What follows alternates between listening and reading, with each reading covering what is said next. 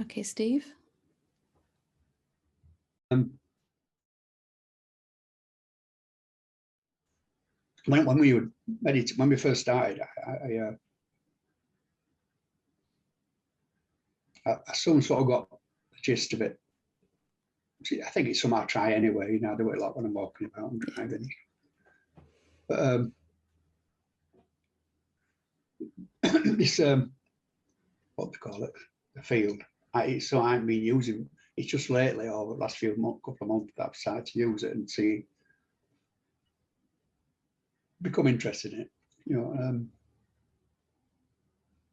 but I found it easy to look at objects and see the space around it at the same time. You know. Yeah. But the mind stuff, sort of a bit more difficult. It kept coming back in, and it's something to say about this. And I kept going back into that. I found it really hard to sort of settle in. It's probably because that's going on in my mind that I couldn't settle in. There's the beauty of the meditation. If I get lost in thoughts in the meditation for 2 or 3 minutes, 10 minutes, an hour, however long I'm meditating, it doesn't matter at all how long I've been caught up in thoughts, or maybe there's some physical pain in the body, or my foot's gone to sleep because I've been sitting on it. Whatever it is that we're caught up in, doesn't matter, as long as when I notice, oh, I've been zoomed in again, I bring my attention back.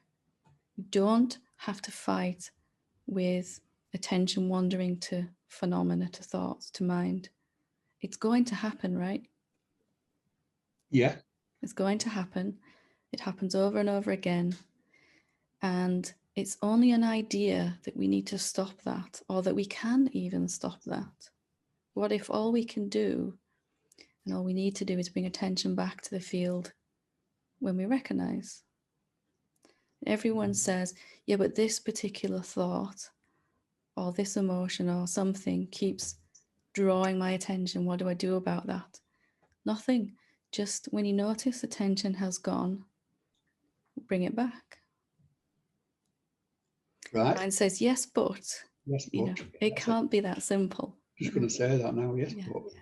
Can't be that simple. What if it is, though? What if it is? And how freeing would that be? Every single human being that's woken up to the truth of reality and lived as that has had their attention wander just as many times as everyone else. They just come to see, all I need to do is just bring it back. So I'm making a conscious choice when I can, when I'm aware, to bring it back to the wholeness of the field. Yeah.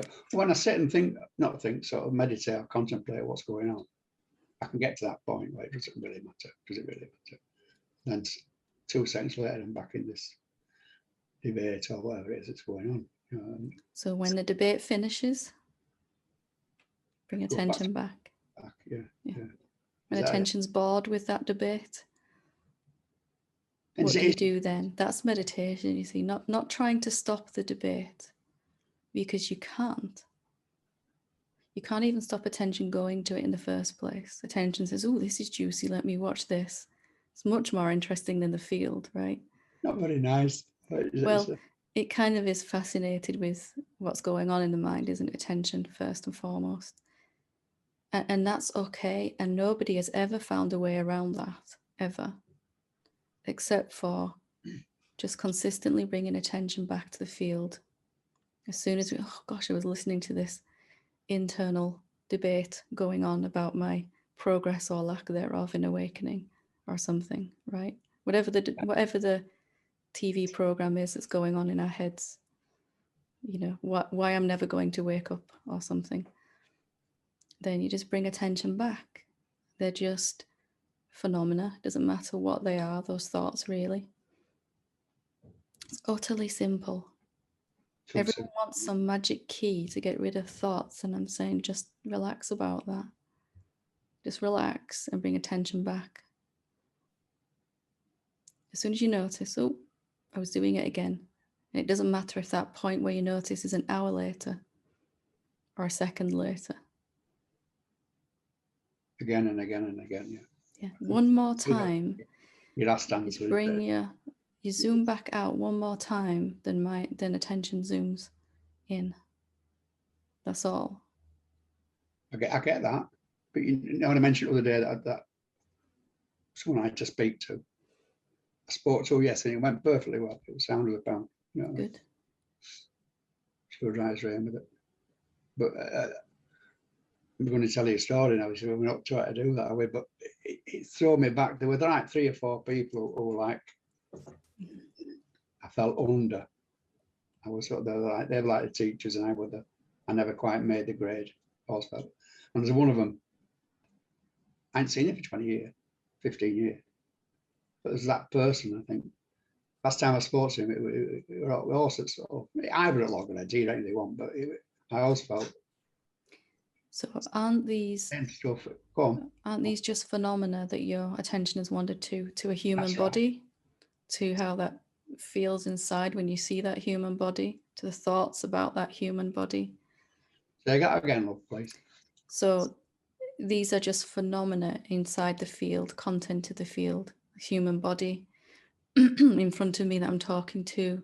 Attention has wandered to that rather than the field. It zoomed in to the person in front of me. Mm-hmm. It also zooms into the feeling that comes up when I'm speaking to that being, or the thoughts in my head about that being or myself. So you can very simply, as soon as you notice that you've zoomed in while you're talking to that being, just come back and bring attention back out again. Noticing the space that your body and that person's body are appearing in, and the thoughts and the emotions are appearing in. You can bring that. Can't do anything about the thoughts, the emotions, and the other being directly, can you? You can just, it's only choices where your attention is. I say I can see the insanity in this. I mean, I ain't seen him for 15 years. I might never see him again. It's like. So stop trying to fix the insanity. Okay. And bring attention back to the field. Okay. Yeah, as soon as you can. Yeah. Yeah. Over and over again. And it will pass that again, won't it? It'll pass away, you know what I mean? But yeah. and the speed with which it passes depends on how long you stay focused upon those phenomena. They'll seem very, very real while you're focused upon them, while you're zoomed in. And as you zoom back out again, they don't seem to affect you so much, and the person will begin to change their behavior right there in front of you, just because you zoomed out again. Yeah. And it's like I said to myself, well, the situation I was in last week, it was similar to this, it's the same sort of rigmarole. And it worked out perfectly. So I'm thinking, well, who's to say that won't work out perfectly? So again. Yeah. And I try to go. The only choice you have in any moment ever, the only free will we have, is whether we're zoomed in or out. Okay.